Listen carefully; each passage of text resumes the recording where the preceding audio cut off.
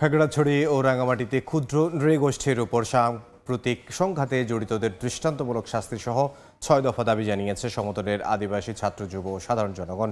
বিকেলে ঢাকা বিশ্ববিদ্যালয়ের টিএসসিতে রাজু ভাস্কর্যের সামনে প্রতিবাদ সমাবেশে তারা এই দাবি জানান।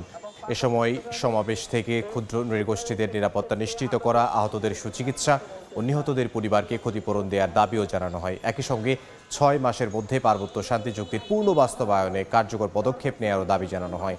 পরে টিএসসি থেকে বিক্ষোভ মিছিল বের করেন তারা।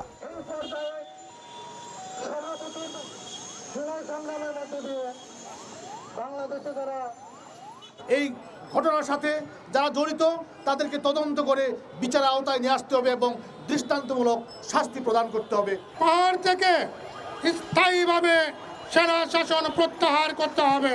আমরা শান্তিভাবে বসবাস করতে চাই, আমরা নিজের বাড়িতে আমরা নিরাপদে থাকতে চাই। চুক্তি বাস্তবায়ন না হওয়ার ফলেই আজকে পাহাড়ের এই উত্তেজনা।